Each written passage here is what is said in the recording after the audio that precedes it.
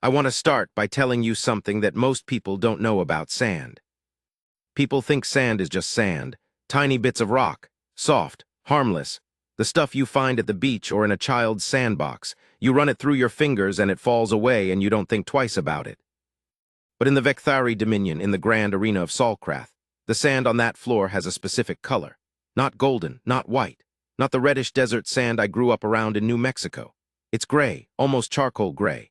And it's fine like powder like ash, and when the light hits it from the arena ceiling, because there's no actual sky in the Vekthari arena, just massive luminescent panels that simulate daylight, when the light hits it just right, that sand almost shimmers. And you know why it's that color? Because it's been absorbing blood for 200 years. I'm not saying that to be dramatic. I'm not saying it to impress you or to make this sound like some kind of epic story. I'm saying it because that's the first thing I thought when they pushed me out of the holding corridor and I felt that sand under my feet. I was wearing the arena shoes, flat-soled, almost like wrestling shoes, nothing on the bottom that could grip, and I took one step onto that surface and I thought, this floor has killed 1,000 people and it doesn't care. It doesn't care about any of it.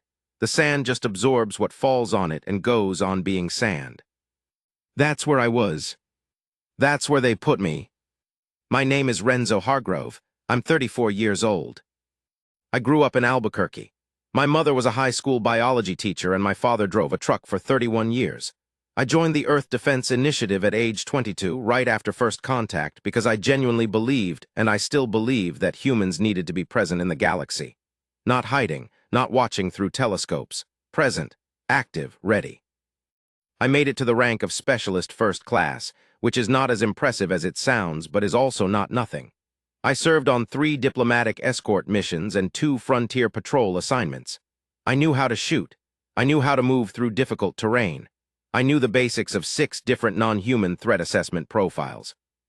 What I didn't know, what absolutely nobody in my training had prepared me for, was what it felt like to be captured by Vekthari border enforcers while on an unauthorized supply run into Vekthari space, stripped of my weapons, processed through their prisoner intake system in less time than it takes to eat breakfast, and assigned to their arena entertainment program as a Category 3 combatant.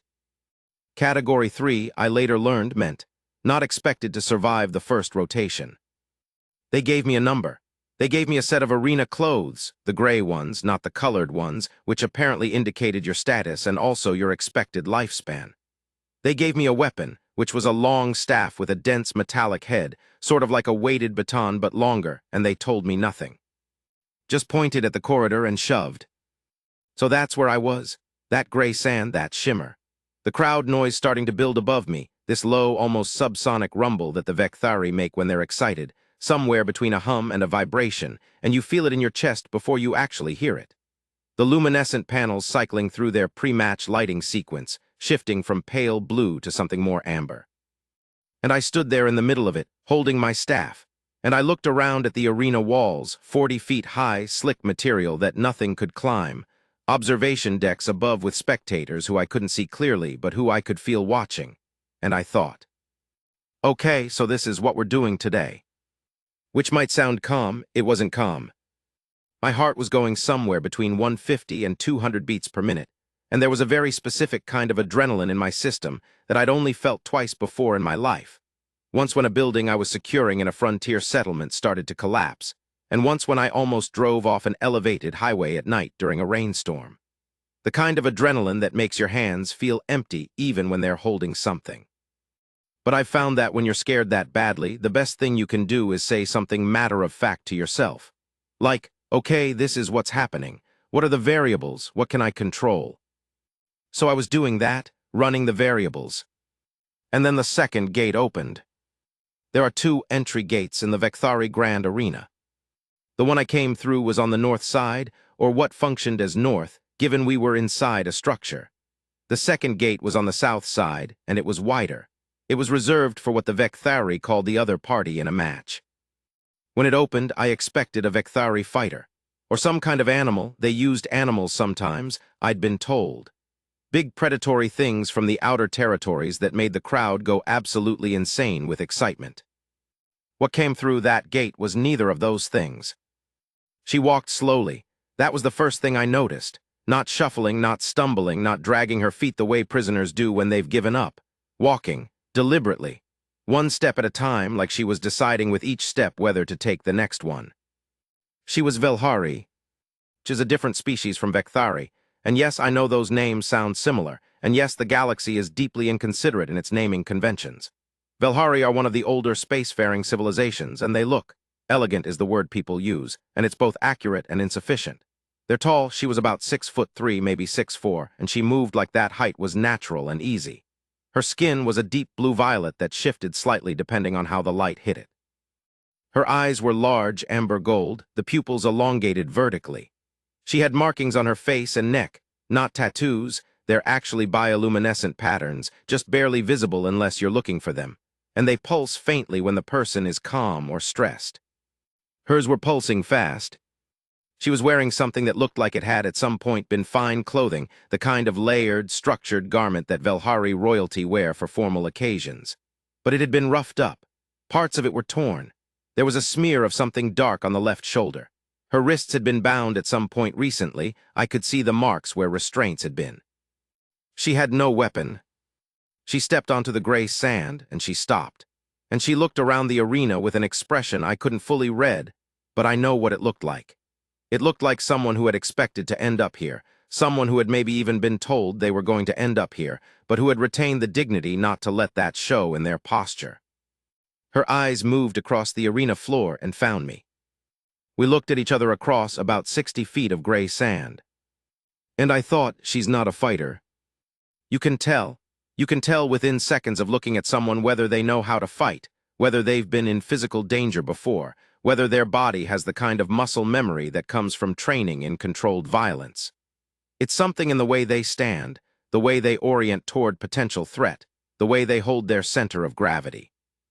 She didn't have any of it. She had composure.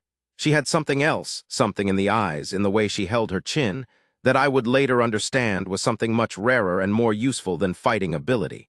But she had not been trained as a combatant. She was here to die. They'd sent her here to die.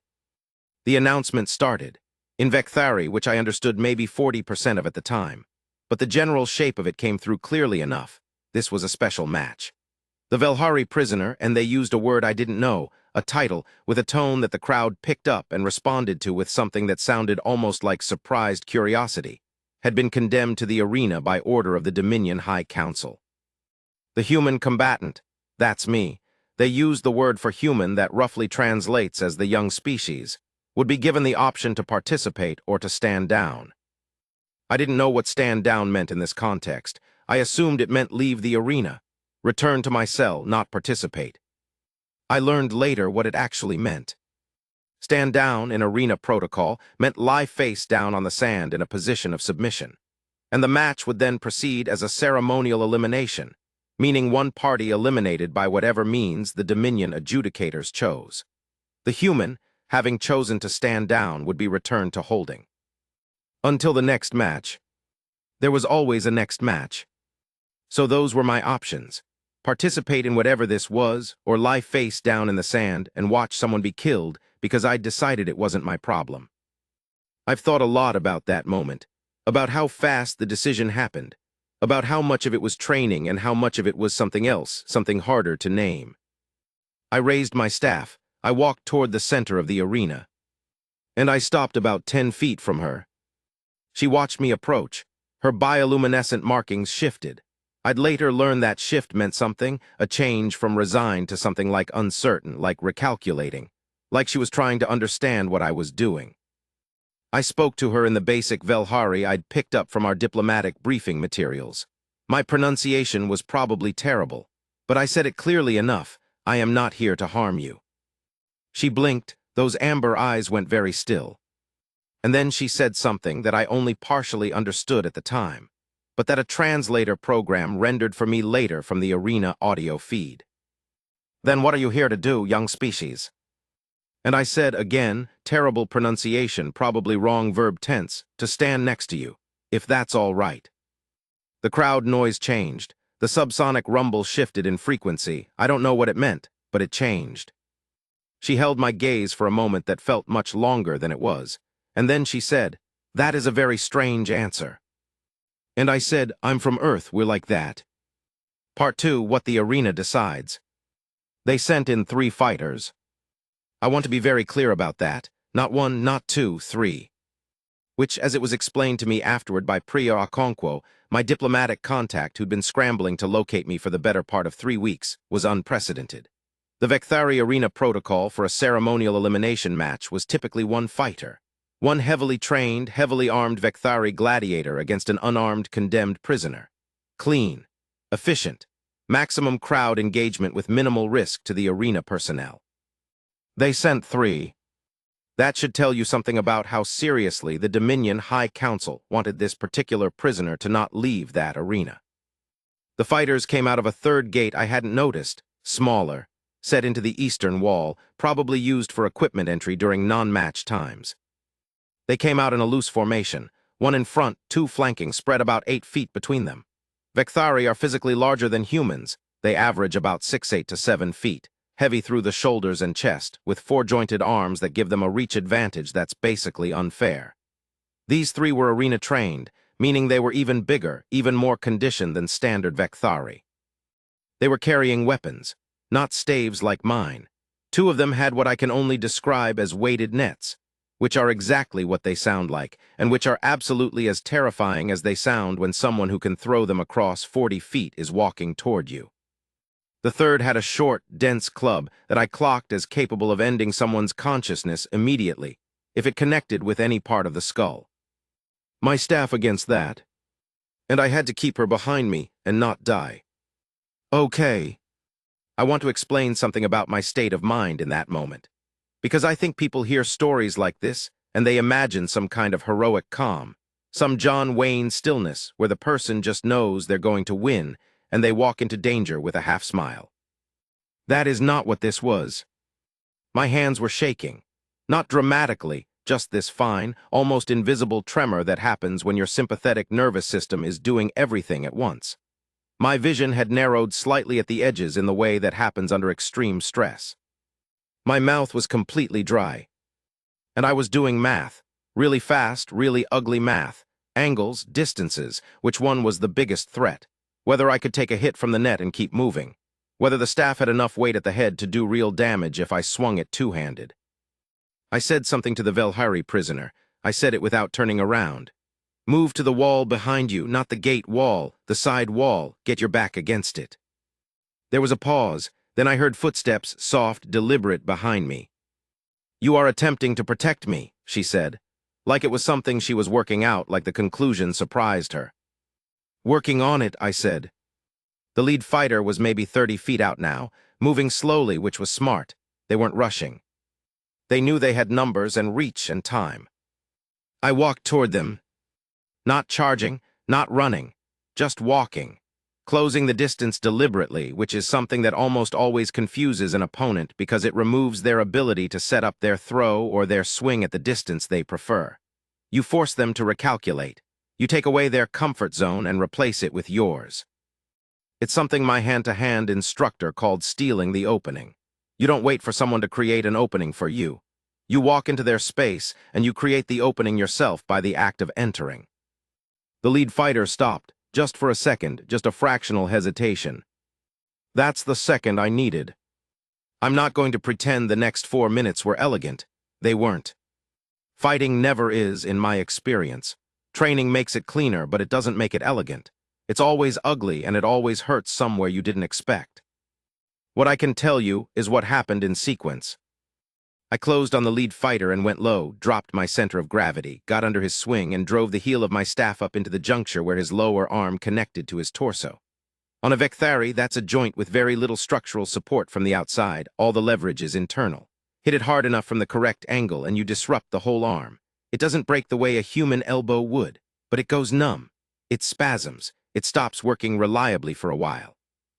His grip on the club went soft. I felt it before I saw it. I moved right, not left, right, because the right flanker was slower. I'd clocked him in the first 3 seconds, something slightly off in how he planted his feet, and got my back to the lead fighter rather than my front, which meant he was now between me and the left flanker. If the left flanker threw his net, he'd have to account for his own partner being in the way. The right flanker swung his net. I went flat and let it go over my head. I felt the edge of it brush the back of my skull, which is a sensation I will not soon forget. And then I came up and hit him across the forearm twice, hard and fast, with the shaft of the staff. The second hit got the joint. 2 down functionally, not out down impaired. The left flanker was smart. He didn't throw. He moved laterally, trying to get an angle that didn't put his partners in the way. He was fast, faster than the other two. I'd known he was going to be the problem. He got the net off. I caught part of it, right shoulder, right arm, the weight of it pulling my arm down and across. If I'd been standing flat, it would have taken me fully. I was leaning already mid-step, and the net only caught the one side, still enough to drag my arm down to my side and tangle it there. I switched the staff to my left hand. I am not left-handed. I would like everyone to know that. Switching your primary weapon to your non-dominant hand in the middle of a fight is genuinely terrible, and I don't recommend it. But I had about 1 second before the left flanker closed the distance, so I threw the staff. Left-handed at his face. I wasn't aiming for his face. I was aiming for his center of mass, which is basic physics. You throw at the biggest available target. But the staff tumbled, and the weighted end caught him across the side of the head. He went down. All 3 fighters were on the ground in various states of incapacitation. None of them were dead. I want to be clear about that because I want to be clear about the choice involved. I had made deliberate decisions throughout about where I was hitting and how hard. I wasn't there to kill anyone. I was there to survive, which is a different goal, and it changes the choices you make. I was standing in the middle of the arena floor, left arm still partially tangled in a net, chest heaving, and the crowd had gone completely silent. Not the usual arena silence of something dramatic happening. A different silence. A confused silence. Like thousands of beings simultaneously trying to process something that didn't fit any category they had available. I pulled the net off my arm. My shoulder ached. My left hand was already starting to swell around 2 knuckles from the staff grip. I picked the staff up from where it had landed, and I walked back across the gray sand. She was at the side wall, standing, not pressed against it, standing a foot or 2 from it, watching. Her markings were doing something I'd never seen before. They were pulsing fast and bright, much brighter than before, the patterns almost visible even from a distance. I found out later what that pattern meant. In Velhari body language, which is extremely nuanced, and which I am by no means an expert in, that pattern of fast, bright pulsing indicated something like profound and unexpected reassessment of a situation.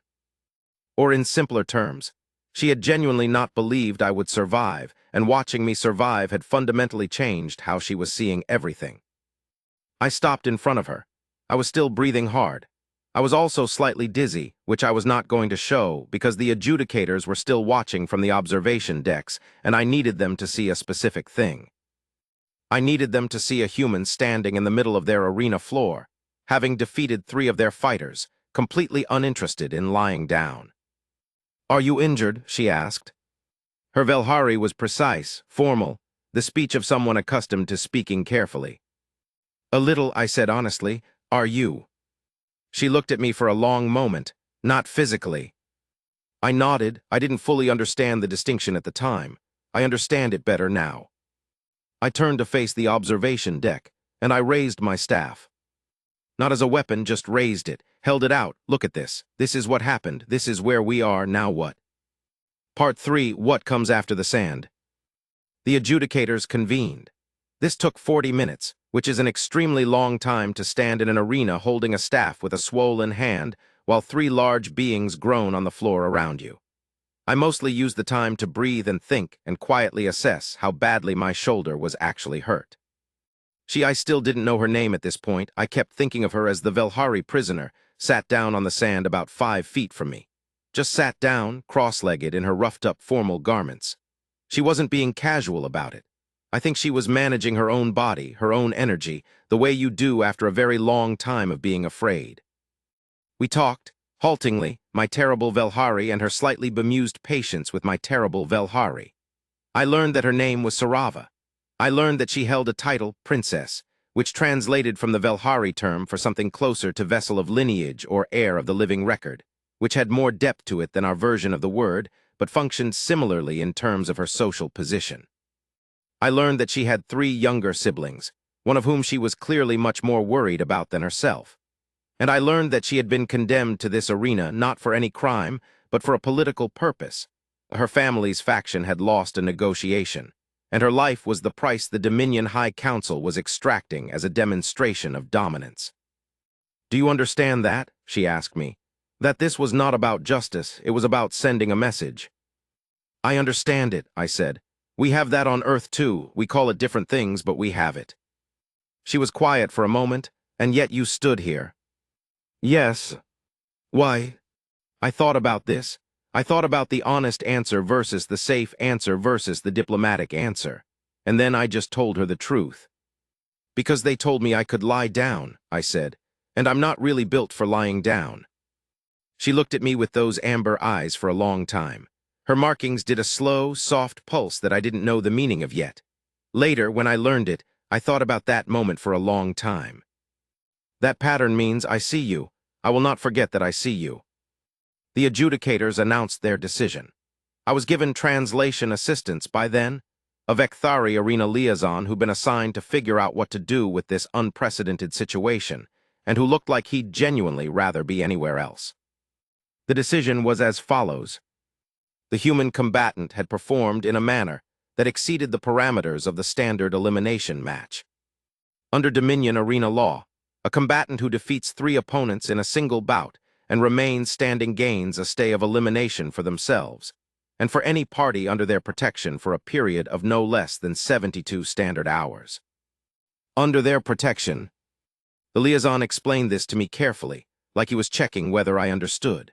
Because apparently, I had tacitly claimed protective status over the Velhari prisoner the moment I had walked toward the center of the arena instead of lying down.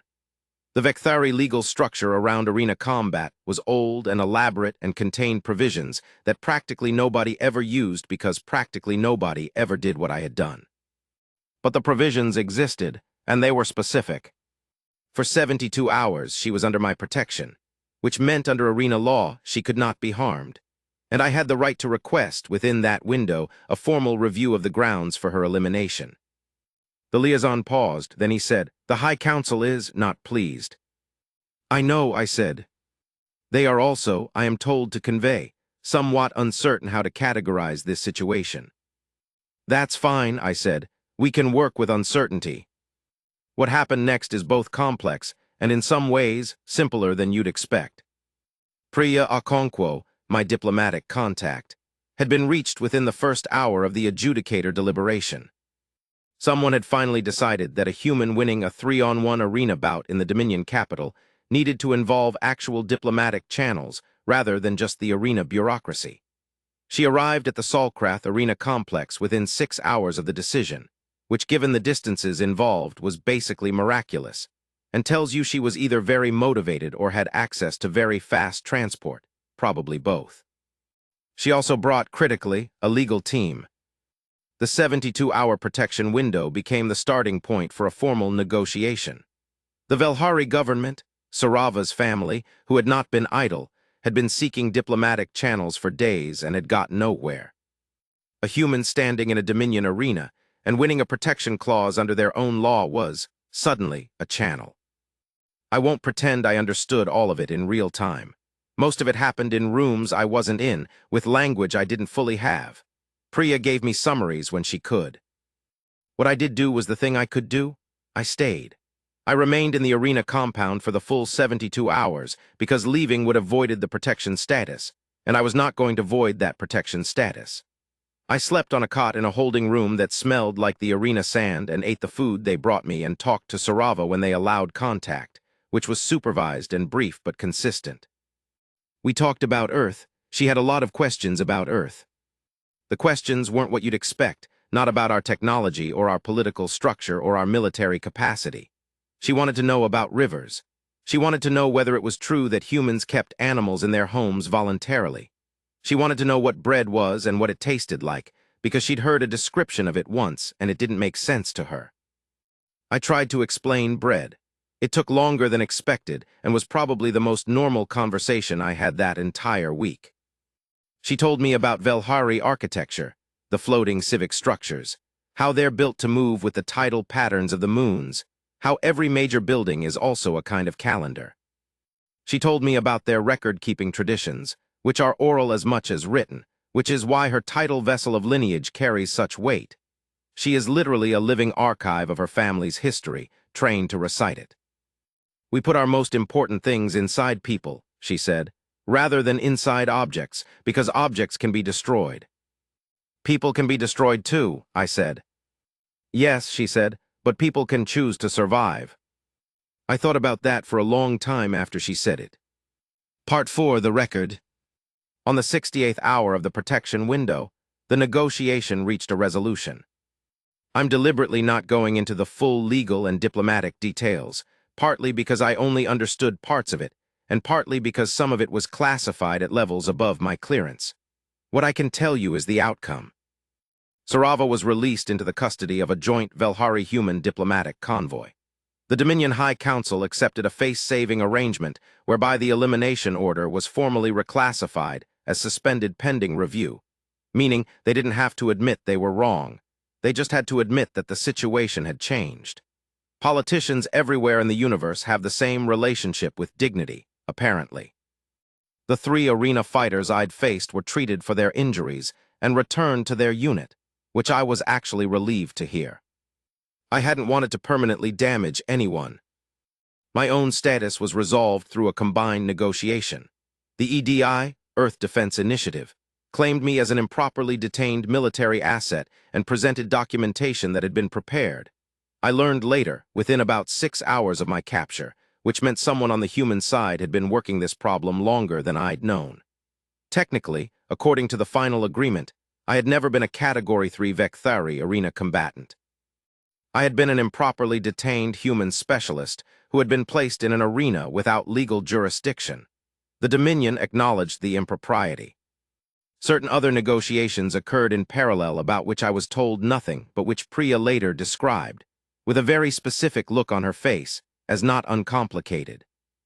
We were escorted from the Salkrath complex separately. I was taken first, protocol, and I didn't get to say goodbye in any meaningful way. A brief exchange in a corridor, guards on both sides, Priya standing nearby with a face that was professionally blank. Sarava looked at me. Her markings were doing that slow, soft pulse again, the one I'd learned by then. I see you, she said, formal Velhari, the precise phrasing of the specific meaning. I will not forget that I see you. I know, I said, because I did. Because she'd told me what it meant 3 days ago when I'd asked her about the pattern. Your world puts its important things in objects, she said. I put this in memory. This is where I put you. I didn't know what to say to that. I'm not sure there was anything to say. I just nodded and they took me down the corridor and that was that. I've been asked since all of this became public, because it became public, of course, these things always do.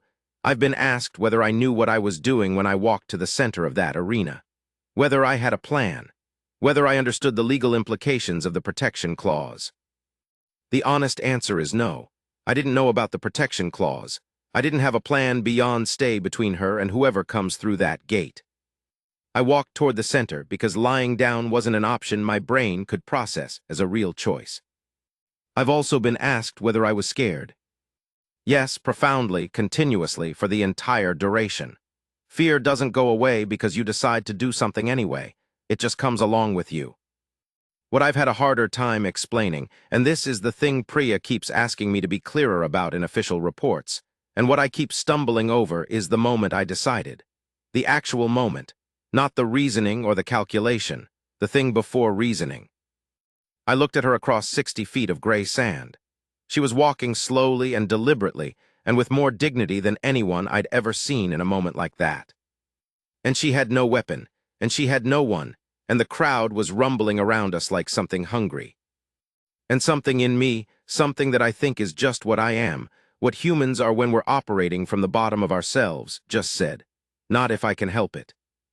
That was it, that was the whole decision. Everything else was execution.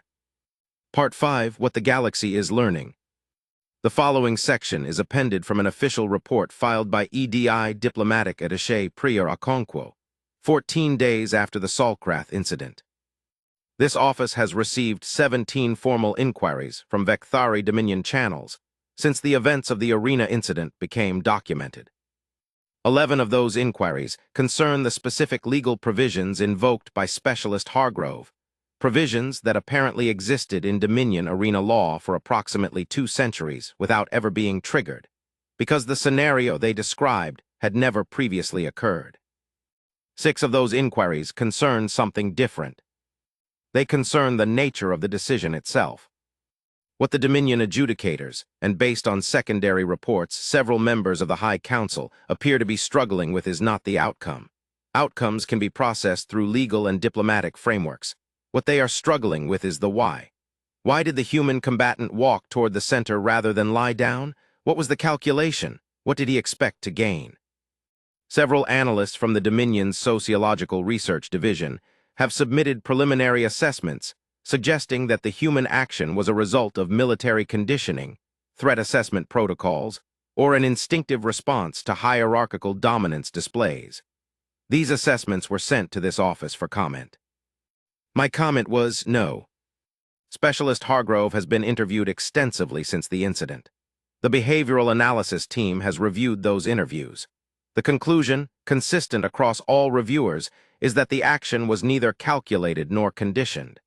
It was, in the terminology of behavioral science, a values-congruent response to perceived injustice. Which is a very precise way of saying, he saw something wrong and he walked toward it because that is what he does. What the Dominion's analysts cannot seem to account for is the absence of expected self-interest calculation. In their framework, the risk was overwhelming and the personal benefit was negligible or negative. The action should not have occurred. What they are slowly learning, and what this office believes is the most important finding of the entire incident, far beyond the diplomatic and legal outcomes, is that human decision-making does not always operate on expected value calculations. Under certain conditions, when certain values are activated, humans perform actions that their own survival calculus would reject. And they do this reliably. Not randomly, not irrationally, reliably, consistently, in patterns that, once you understand the underlying values, become entirely predictable. The galaxy, in my assessment, does not yet know what to do with this information. It is, however, beginning to pay attention. HFY Priya Okonkwo, EDI Diplomatic Division, Salkrath Report Addendum. Epilogue from the Archive. Personal notation. Renzo Callum Hargrove, recorded for the EDI Human Exceptionalism Archive, 48 hours after return to Perseverance. My shoulder is fine. 2 cracked knuckles on the left hand, which the medical team wrapped and told me to not use for a week, which I'm probably not going to manage. The adrenaline crash hit about 12 hours after I got back on the ship, and I slept for almost 10 hours straight, which is the longest I've slept in years. Priya wants me to write a comprehensive incident report. I told her this account was the best I could do. She said it would do. I keep thinking about the gray sand, about what it's absorbed over 200 years, about how it just keeps being sand, indifferent, patient. And I keep thinking about what Sarava said, about putting important things inside people because people can choose to survive. I think she was right. I think that's what we do. Not just Velhari, all of us, whatever species, whatever planet. We put our most important things inside each other. We put them in the stories we tell, and the things we remember, and the moments we witness and choose not to look away from. She put me in her memory. I'm in there now, in whatever archive she carries. Someday she'll tell someone about the gray sand and the human who walked toward the center instead of lying down. And maybe that's enough. Maybe that's what this was, not a battle, not a diplomatic incident, just a moment that got remembered. Just someone choosing, in a very loud and terrible place, to stand up. The sand doesn't care, but we do. That's the difference. That's the whole difference. End of document 7741GX. Story 2. An alien princess chose a human prisoner as her guard. BY morning, 3 assassins had vanished. HFY Sci-Fi story narration script. Submitted to the Galactic Archive of Witnessed Events, Human Operations Division, File 93NV.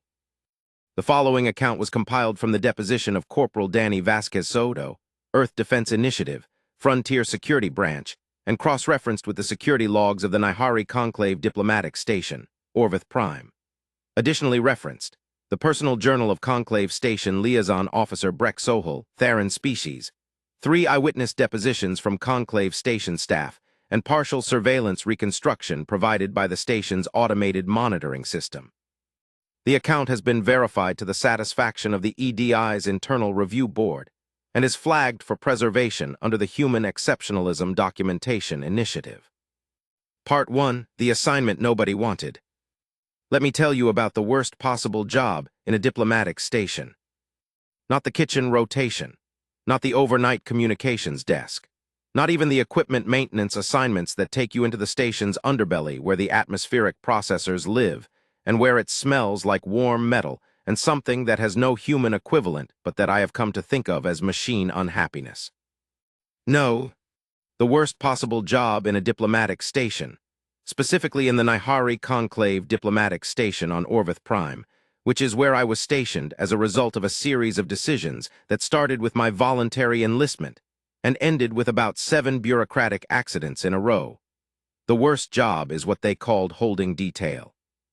Holding detail means you are assigned to guard a person or persons who are residing in the station under circumstances that are, in diplomatic terms, contested, which is a very polished way of saying, someone important is here and we're not entirely sure they should be here, and we're not entirely sure they're safe, and we're definitely not sure what happens if something goes wrong. I'd been on holding detail twice before. Once for a Theron trade delegate who was under investigation by his own government for something I never got clearance to know about, and once for a pair of Vekthari commercial envoys who had somehow managed to make enemies of 3 separate factions during a 48-hour layover. Both times, nothing happened. Both times, I stood in a corridor for 12 hours and then was replaced by someone else and went to sleep. This time was different. My name is Danny Vasquez Sode. I'm 27 years old. I grew up in Guadalajara, the real Guadalajara, Mexico, not the settlement colony in the outer rim that was named after it by an extremely homesick colonial administrator. I have a little brother named Mateo who wants to be an atmospheric engineer, and a grandmother who video calls me every Sunday regardless of time zone complications, and who still asks me whether I'm eating enough every single time. I joined the EDI at 22 because I believed in the mission, and because I tested well in the xenocultural assessment modules, and because the recruiter told me, accurately, as it turned out, that the work involved more complexity than shooting at things, and that seemed like a better use of what I was. I am not a large person, 5'4", medium build. I'm not the person anyone looks at and immediately thinks combat specialist, which has occasionally been a problem and has occasionally been an advantage, depending on who's doing the looking. I was on night shift when the assignment came through. The message was brief. That's how you know something is either very simple or very complicated. The message is either very long or very short, and this one was 3 lines. Corporal Vasquez Sode, Corridor 7, Suite 14A holding detail reassignment, immediate effect. Report directly to Suite Door. Do not check in with main desk. Do not check in with the main desk. That's the part that made me stop, because you always check in with the main desk. The main desk is the entire administrative spine of a station like this. It's where assignments originate, where you log your start time, where you exist on paper. Not checking in with the main desk means someone specifically wants this assignment to not be on paper. I went anyway, because I'm not the kind of person who doesn't go. Also because I was genuinely curious, which is both my greatest professional asset and the reason I have been in trouble approximately as many times as I've been commended. Suite 14A was in the diplomatic residential wing. The nice part of the station, the part with actual climate control that maintains a consistent temperature rather than the variable situation in the rest of the structure where it alternately feels like afternoon New Mexico and the inside of a refrigerator. The corridors there are wider, the lighting warmer, the floor has actual material on it rather than bare processed metal. There were 2 station security officers at the suite door when I arrived. Both of them looked at me with an expression I can only describe as relieved discomfort, like I was a development they were glad about, but that they also wanted to get away from very quickly. One of them I knew him slightly, a Theron named Savemoth, very tall, 4 arms, perpetually the quietest person in any given space, leaned toward me and said in a low voice, "She requested you specifically." I said, "She, who's she?" He said, "Velhari, conclave guest, high status." He paused. "We don't know how she knew your name." Which was a reasonably alarming thing to say. "What's the threat level?" I asked. Save Moth and the other officer exchanged a look. "Elevated," he said carefully. "There have been 2 intelligence flags in the past 6 hours, suggesting unwanted attention toward the suite." "Assassins?" He didn't answer that directly. He just stepped away from the door and made a gesture that, in Theran body language, means something between your problem now and good fortune. You'll need it. I knocked on the suite door, because you always knock first, it's polite. She opened the door herself. I wasn't expecting that. In diplomatic residential suites, there's a standard automated response system. You identify yourself, the person inside accepts or declines entry, the door opens mechanically. The fact that she'd physically come to the door and opened it herself told me several things immediately, none of which were small. She was Velhari. That much I'd been told. But I hadn't expected this specific individual, and I think my face probably showed that for approximately 1 second before I got control of it. Her name was Thessavelin. I found this out in the first 30 seconds of our interaction. She told me herself, which is apparently not standard for someone of her rank. Typically there are formal introduction protocols. But she told me plainly, like she'd decided those protocols weren't going to serve whatever she needed right now. She was the second daughter of the Velhari Continuance Council's ruling family, which, in the Velhari social and political structure, made her something like the 3rd most politically significant living individual of her species, depending on how you calculated influence. She was also approximately the most tired person I had ever seen, while still remaining fully functional. Not physically exhausted, though that was there too, in the slight tension around her eyes and the way she was holding her weight. Tired in a deeper way. The way people look when they've been managing a crisis alone for too long and haven't been able to let anyone else hold any of the weight. She looked at me. Those amber eyes, all Velhari have the amber eyes, the elongated pupils, the bioluminescent markings along the face and neck, went over me quickly, assessing. Not unkindly, just thoroughly. Then she said, "You are Vasquez Soto." "Yes," I said, "you were expecting me." "I requested you." "The security officer told me. How did you know my name?" She paused just briefly. "The previous incident, the arena on Salkrath, you were present." That stopped me, because yes, I had been present at the Salkrath incident, not in the arena I'd arrived after. But I'd been part of the diplomatic response team, part of Priya Okonkwo's support staff. I'd been in rooms during those 72 hours, and I'd done work, and I'd been professional, and I'd thought I was basically invisible. Apparently, I hadn't been invisible to everyone. "You were the one who found the legal provision," Thessavelin said. "The protection clause. The Dominion records show it was a human who located it in their own archive and presented it to the adjudicators. That was you." "It was me." I'd spent 18 of those 72 hours reading Vekthari Arena law on a borrowed terminal, because nobody else had clearance to access the relevant archives, and somebody needed to.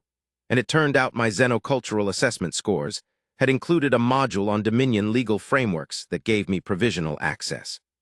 I'd found the clause at hour 16 and nearly knocked over my water bottle when I understood what I was reading. I'd never thought anyone outside our team had known who specifically found it. "You are the one who looks in the difficult places," she said. "I need someone who looks in the difficult places." I looked at her for a moment.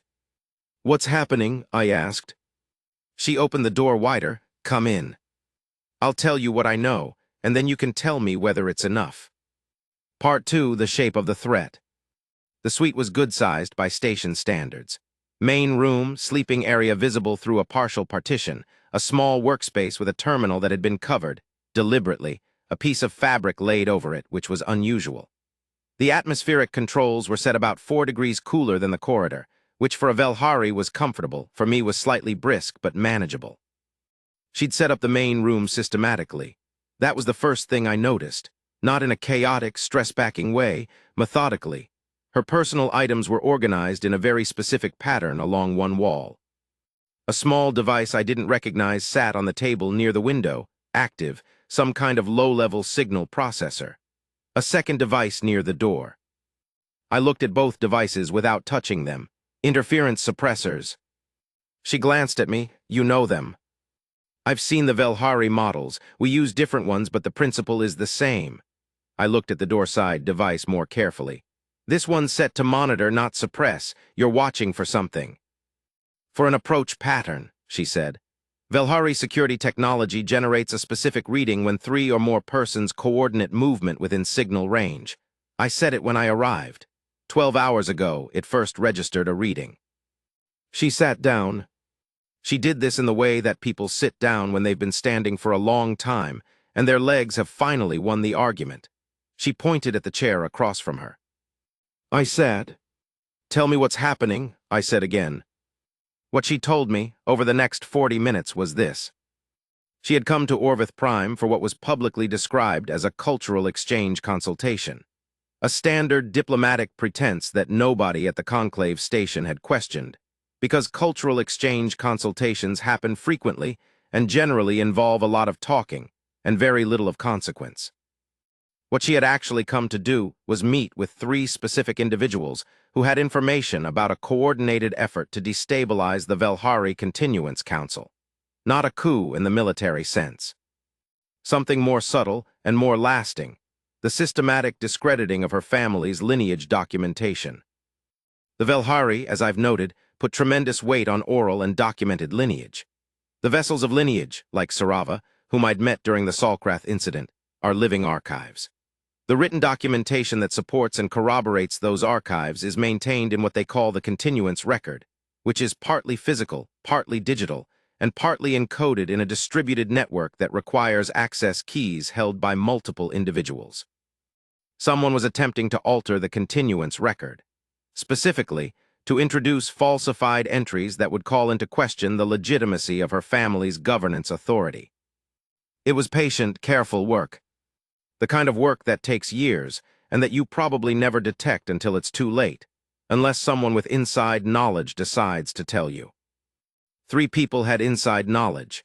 3 people had decided to tell her.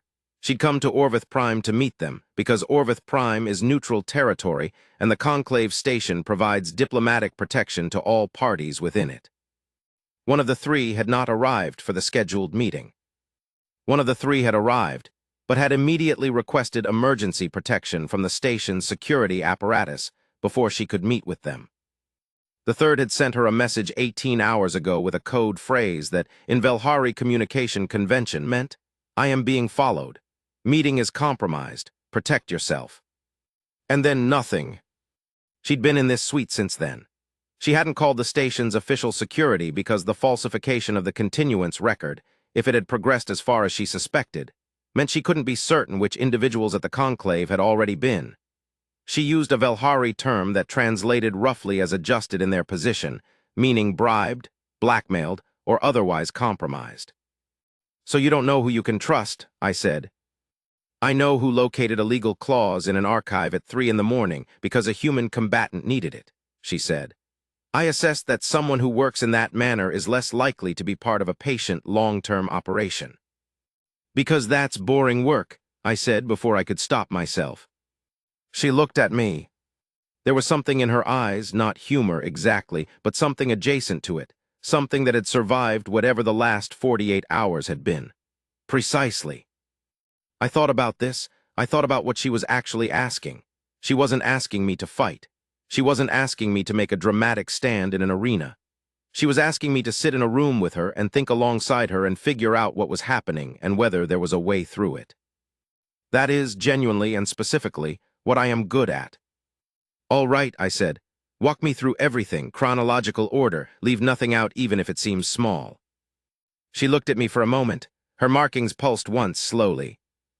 "You are not what I expected a soldier to be," she said. "I get that a lot," I said. "Start from the beginning. Part 3, the night moves." She talked for 2 hours. I took notes, old-fashioned, paper and stylus, which I carry because electronic notation can be intercepted, and also because I think better when I'm writing by hand, which my first-year instructors told me was a character defect, and which I've come to understand is just how my brain works. At some point, she stopped apologizing for the length and detail of what she was telling me and just told it. At some point, I stopped interjecting with clarifying questions and just listened.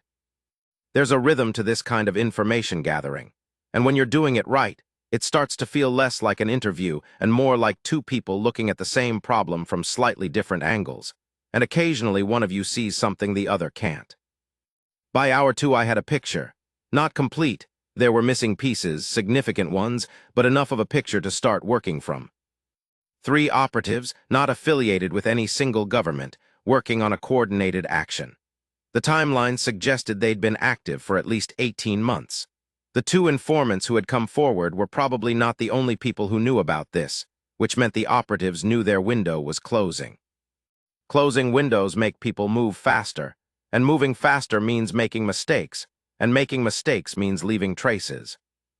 But it also means getting bolder, getting rougher, caring less about subtlety, which was probably what the interference suppressor had been picking up. "Where's your emergency extraction protocol?" I asked her. She told me it was solid, not perfect, but solid. Her ship was docked in the station's private bay, a 40-second walk from this suite through 2 corridors and an airlock. The bay had 2 entry points. "Is your crew aboard?" 2 people trusted, both armed. Communication with them. Encrypted channel, independent of the station network. Good, better than I'd hoped. "The monitoring device," I said, pointing at the one near the door. "What's the threshold before it flags a reading? How many people, what proximity?" 3 or more individuals within the building's structural shell, coordinating. The coordination part is the key. It reads the signal pattern of active tactical communication between them, not just proximity. So 3 people moving together in this corridor would trigger it. Yes, I thought about this, and it's triggered once. 12 hours ago, the reading lasted 4 minutes and 40 seconds and then stopped. They pulled back or split up. That was my reading. I got up and walked to the window. The view from Suite 14A was of the station's secondary hub, a circular open space where several corridors converged, used mostly as a passive gathering area during station business hours, but quiet at this time of night. Good sightlines from multiple directions, lots of structural shadows. "They're going to try tonight," I said. "If they're on a closing window and they've already done 1 reconnaissance pass, they're going to try tonight, before anything gets daylight on it." She said nothing. I turned around.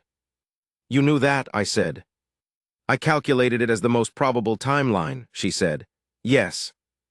That's why you requested someone tonight, not tomorrow morning." "Yes." I looked at her, she looked at me. Something passed between us that I'm not sure I can fully describe. Some kind of mutual acknowledgement of the situation, of what we were both in, of the fact that neither of us had asked for this, but here we were. "Okay," I said. "Here's what I want to do, and then you tell me whether it works from your end." I should clarify something before I describe what came next. I did not go looking for a fight. I want to make that very clear. What I put together that night was a detection and prevention protocol, meaning I was trying to identify the threat early enough to either neutralize it through indirect means or give us enough lead time to extract safely. The goal was never confrontation. The goal was making confrontation unnecessary. Sometimes plans work out that way. This one mostly worked out a different way. Here's what I set up in the 90 minutes after that conversation. First, I moved the interference monitoring device from the door to the corridor junction point 30 feet down the hall, where it would give me earlier warning. Getting it there without being visible required me to crawl through about 15 feet of service access tunnel in the ceiling, which is as unpleasant as it sounds, and which left me with ceiling dust in my hair for the rest of the night.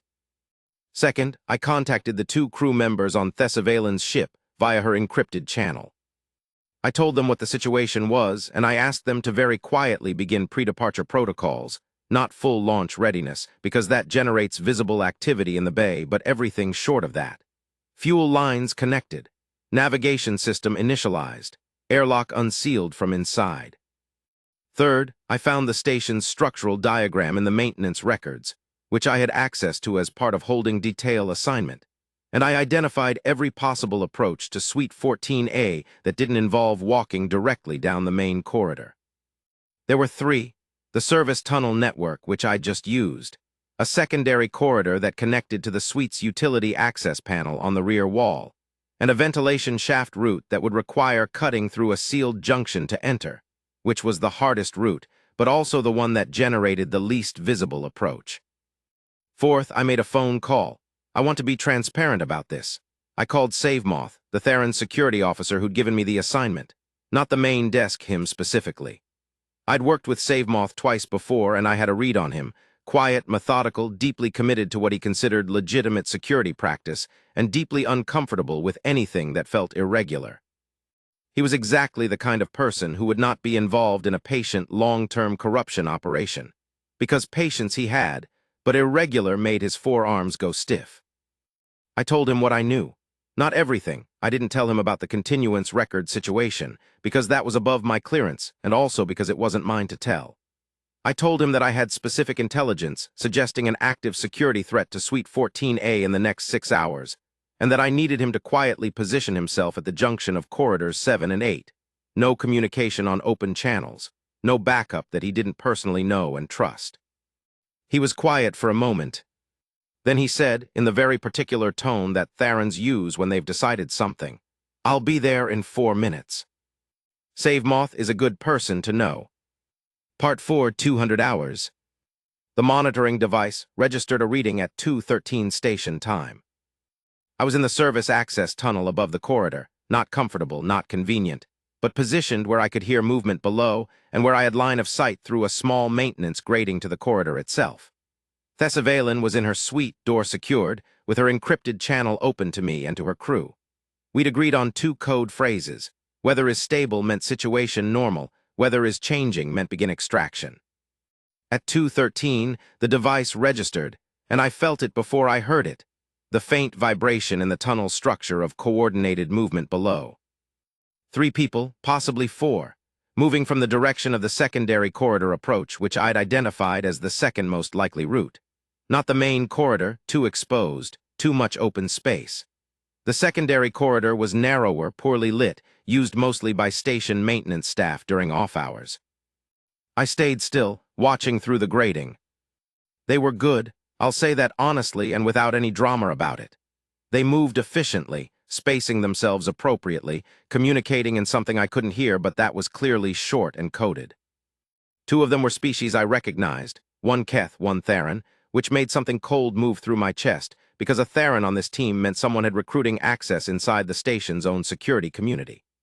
The third was a species I didn't recognize at all, which is unsettling in its own right, and which my post-incident research later identified as Emravari, a species from deep outer rim space who are known, specifically, professionally known, for this kind of work. They stopped at the utility access panel on the rear wall of Suite 14A. This was the third approach vector I'd identified, not the most obvious, which meant they'd done more thorough reconnaissance than I'd given them credit for. I was moving before I'd finished thinking it through. The service access tunnel ran parallel to the utility panel from my current position.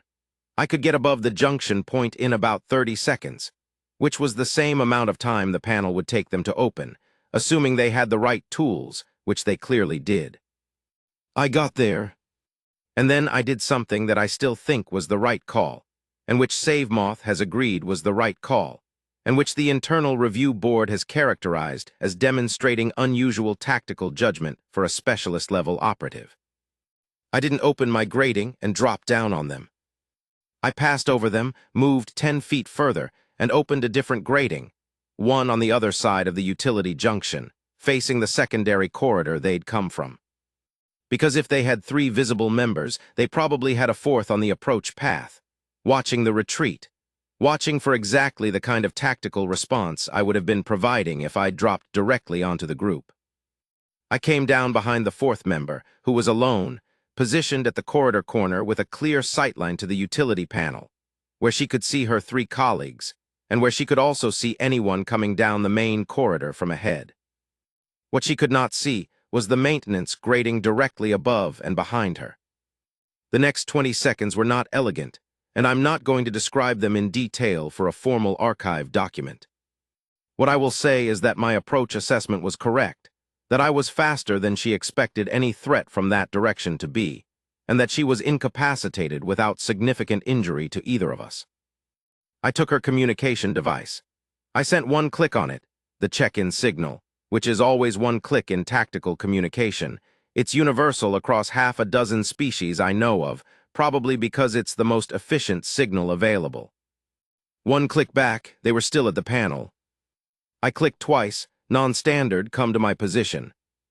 I moved away from the incapacitated fourth member and into the shadow of the corridor junction. My heart was doing something I was choosing to not pay attention to. Two of the three came around the corner. Save Moth came out of the cross corridor at the same moment. From their perspective, a lone small human standing in a shadow and a very large Theron stepping into the corridor junction from the other side. They assessed the situation for approximately 2 seconds. And they chose wrong. I don't know what calculation they were running. Maybe they still thought the numbers were good. Maybe they were working off intelligence that didn't include Save Moth. Maybe they were professional enough to believe they could handle a Theron and a small human simultaneously, even in a narrow corridor.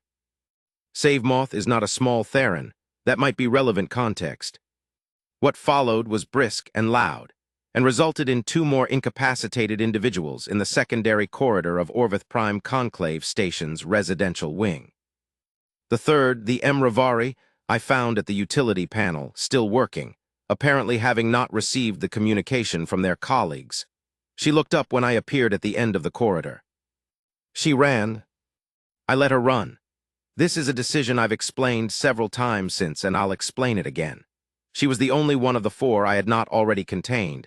She was heading away from Thessavalen's suite, and pursuing a trained operative in an unfamiliar corridor structure at 2 in the morning is not a good way to remain available to protect the person you're protecting. I watched her go. I noted the direction. I clicked on the communication device. Situation changed, direction tracked. Then I spoke into my channel with Thessavalen. Weather is changing. She was ready. I've thought about this since. About how she'd had her personal items already organized in their specific pattern along the wall, organized in a way that turned out to be easy to gather quickly, the most essential things closest to the door, the rest behind them. She'd been managing this possibility for longer than just tonight. She'd been managing it for days. She came through the door with one bag and her dignity entirely intact, which at 2:30 station time, after what had clearly been a very long ordeal, is its own kind of extraordinary. 3 of them, I said. 4th ran. Direction tracked. Save Moth is following up. She nodded. Her markings were doing something I'd seen once before on Sarava in the arena corridor. Fast and bright. Reassessment. We went down the corridor toward the private bay. 40 seconds. 2 corridors and an airlock. The route was clear. I'd been checking the monitoring device readings throughout, and it hadn't registered additional coordinated movement. The bay was dark except for the ship's running lights. Her 2 crew members were at the airlock, both armed with, I noted without comment, Velhari personal defense weapons. Compact and elegant looking in the way that Velhari technology usually is, which makes them no less effective. She stepped through the airlock, then she stopped. She turned around, she looked at me. The bioluminescent markings on her face and neck were doing that slow, soft pulse. "You should come," she said. I blinked. What? "You should come with us. There will be documentation to be done. The operatives you contained will need to be formally processed, and the 4th is still unaccounted for, and the matter of the continuance record requires trusted witnesses with appropriate cross-jurisdictional standing." She paused. "Also, I believe the internal review board of your organization is going to have a great many questions, and I would prefer to be present when you answer them." I stood in the airlock corridor for a moment. I thought about the formal report I was going to have to file. I thought about the main desk I had specifically not checked in with. I thought about the 4 intelligence flags, the ceiling dust still in my hair, the 4 individuals currently in various states of incapacitation in the secondary residential corridor. "You planned for more than tonight," I said. "I plan for everything," she said. "I am the 3rd most significant political figure of my species. Planning is my primary professional function." And you planned for a human corporal from Guadalajara. Something moved in her expression. Not quite a smile. I don't know enough about Velhari microexpressions to call it that. But something in that direction, in the lines around her eyes and in the set of her mouth and in the way the markings pulsed. I planned for someone who looks in difficult places, she said. You were the only one I found. I thought about my grandmother calling me on Sundays. I thought about Mateo and his atmospheric engineering program. I thought about the ceiling of that service tunnel and how my knees were still complaining about it. I stepped through the airlock. I'm going to need to contact my chain of command, I said. I know, I've already drafted the communication. You've already, I stopped. Of course you have.